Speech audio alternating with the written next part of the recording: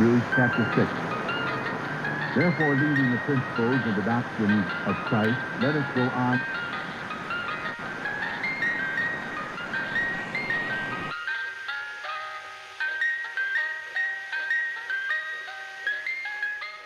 Hey, y'all, welcome back here to the Semi-Seminarian. Our Sunday episode we call Theology in Three Chords. We try to look at songs and see if we can't discover a deeper meaning to them. Before we open the ice chest on this one, though, let me say this. Sometimes a song sneaks up on you. It's sweet, it's funny, it's got that front porch breeze vibe to it, makes you think you're just listening to a summertime tale. But somewhere between the first laugh and the last line, something sacred gets stirred. Today, we're taking a long, slow melt through a tune that's part love song, part flavor map, and part accidental confession. It's a story where emotions aren't spoken, they're scooped. Where every color tells the truth about someone, too honest to hide or too awkward to explain. So grab a cone, let it drip a little. This is the yellow snow cone. I'll see you on the other side.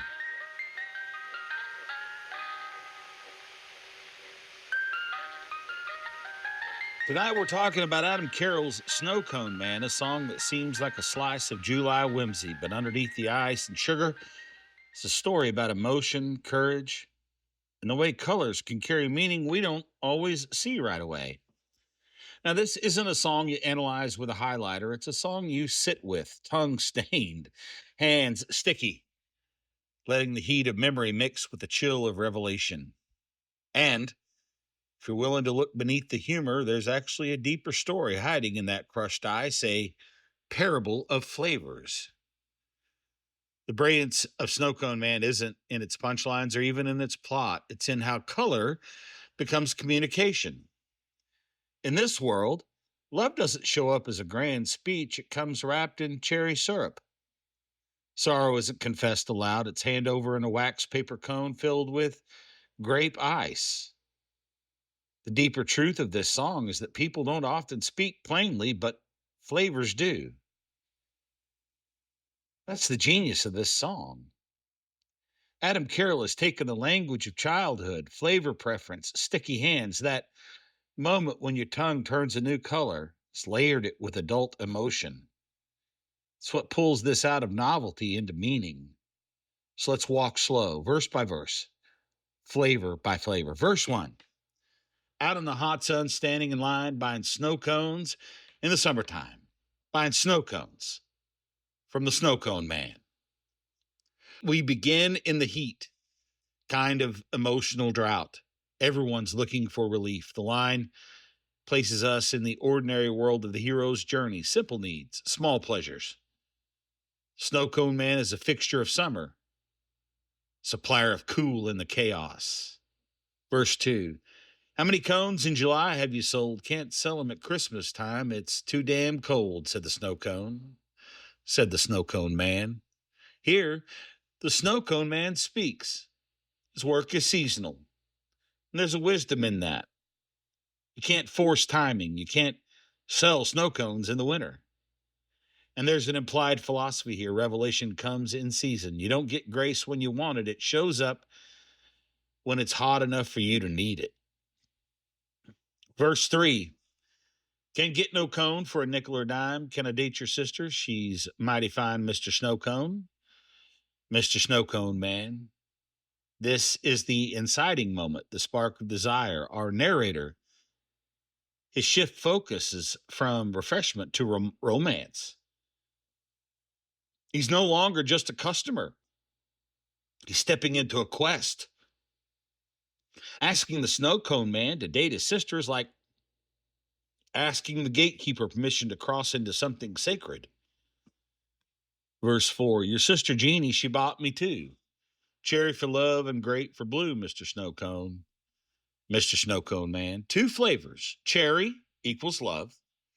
Grape equals sadness. But the key is, he, the narrator, didn't choose them. Jeannie gave them to him. These flavors are assignments, not orders. Cherry says she's open. Grape says there's complexity. Maybe there's past hurts. Flavor acts as an emotional shorthand, revealing truths that they aren't ready to say out loud. So he gave me directions to her whereabouts, the Snowcone Man did. He said, if she likes you, you should ask her out. Thank you, Snowcone. Thank you, Snowcone Man. The Snowcone Man doesn't stop him. He gives him guidance. He's not Cupid.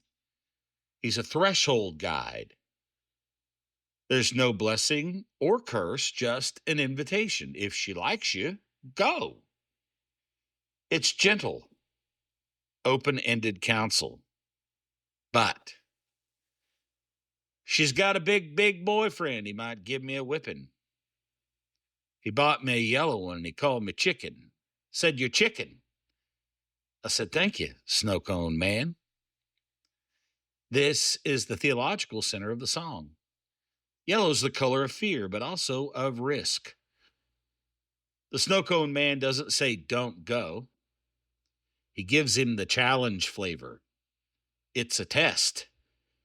And the boy doesn't argue. He accepts it. In fact, he says, thank you. He carries his fear honestly. This is unknowing bravery. So the narrator continues. I took my yellow snow cone. I was on my way. Stopped and bought a pretty rose bouquet with the snow cone. With the Snowcone Man. Here's where the boy tries to fall back on tradition. Flowers are safe, expected. But the yellow snow cone, though unintended as a gift, will prove to be something more meaningful. Found her house. She was at the door. Snow cone cups scattered on the floor from her brother, from the Snowcone Man. She's already been receiving cones. Her floor is littered with them. This is a life lived in color. She understands this emotional language. She's fluent in the Snowcone Man's way of speaking. She saw my flowers. She said, everybody knows. A yellow snow cone is better than a red rose. So be my snow cone, baby. Won't you be my Snowcone Man? This is the payoff, the reversal. She chooses honest emotion over performance. Yellow wins, not because it's flashy, but because it's real. Her invitation back, be my snow cone, is romantic, humorous, and holy. Remember, she understands the meaning of the color. When the narrator shows up with a yellow snow cone in his hand, he's saying, I'm not afraid. I'm not afraid. I'm going to come and knock on your door and see if you'll go out with me. She cried watermelon tears, the prettiest I ever saw. She gave me kisses and my tongue turned green, lime green flavor from a snow cone, from a Snowcone Man. Watermelon is bittersweet joy, sweetness touched by pain. Lime, surprise happiness. These are the flavors of real emotional response. They aren't dramatic, they're true. She said, my big boyfriend, I don't like him at all. He's got a hard head and his snow cone's small. Little snow cone. Little Snowcone Man. This is the dismissal of false bravado. Her old boyfriend lacked flavor, lacked depth. This isn't about size, it's about substance. And the boy who showed up, who dared to show up with the yellow snow cone, he has it. She took me upstairs and we sang the song. We make snow cones all day long. Me and Jeannie making snow cone love. Now they're creating their own flavors. This is intimacy that comes from a shared language, from recognizing and receiving each other honestly. I asked Jeannie, would you be my wife and sell me snow cones at half the price? Sell me snow cones? From the Snowcone Man. Even the proposal stays in flavor language. It's silly, yes. It's also grounded in emotional truth. He doesn't step outside the metaphor. He lives in it. So we got married. We said, I do. It was a cone for me. It was a cone for you. Got married by the Snowcone Man. Equality, mutuality. One cone each. It's partnership. And who officiates? the one who saw it all coming, the flavor prophet. Had a reception at the Sno-Cone stand, had our honeymoon at Snowcone Land. Compliments. The Snowcone Man. Journey ends right where it began. The ordinary place becomes the sacred one. A Snowcone stand becomes a sanctuary. A Snowcone becomes a blessing. And that's where it all lands. See, Snowcone Man is a love song, yes, but it's also a language lesson, a guidebook to the emotional shorthand of flavor. And if you listen close, the lesson is this: you don't always know what you're carrying. The boy thought the flowers were the thing. He had no idea the real message was melting in his hand the whole time. That yellow snow cone, the one he didn't ask for, didn't want, and barely noticed, that was his heart on full display. Not the bouquet, not the words. Just a cone of doubt-colored courage given by a man who knew what he was doing. And Jeannie, she read it instantly because she knew. She'd grown up with the Snowcone Man. She knew that yellow doesn't mean cowardice. It means you showed up anyway. That's the thread that runs through the whole story. This isn't a tale of a guy who triumphed by planning. It's a story of a guy who stumbled into grace by being exactly who he was, even if he didn't know it at the time. Song never mocks him, never paints him as the fool. If anything, it shows how deeply beautiful it is to be honest without trying. The kind of emotional sincerity, the kind you don't even know you're showing, is the most truthful at all. And that's why this song hits harder than you expect, because we've all brought the wrong flowers. We've all said too little or too much. We've all shown up at someone's door not knowing exactly what we were carrying, and we've all, at some point, been met with grace anyway. We've all been handed a yellow snow cone. And the ones who loved us anyway, the ones who read that yellow not as fear but as courage, those are the people we build our lives with. Those are the ones we marry or remember or write songs about.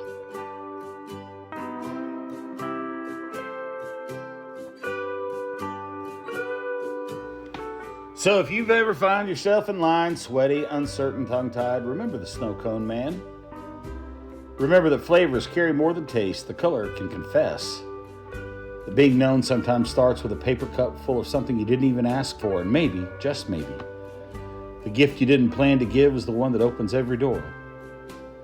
Thanks for listening to Theology in 3 Chords. Keep your cones cold, your eyes open, and your heart turned to the color that you didn't expect.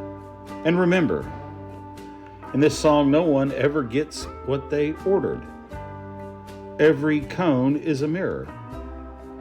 Every flavor is a mood. And sometimes a yellow snow cone says everything you were too scared or too honest to say.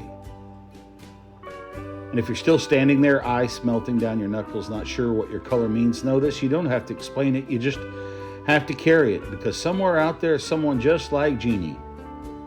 Someone who knows how to read yellow. And maybe, just maybe, that cone you didn't ask for is already telling the truth for you. At least that's something to think about. See you next time.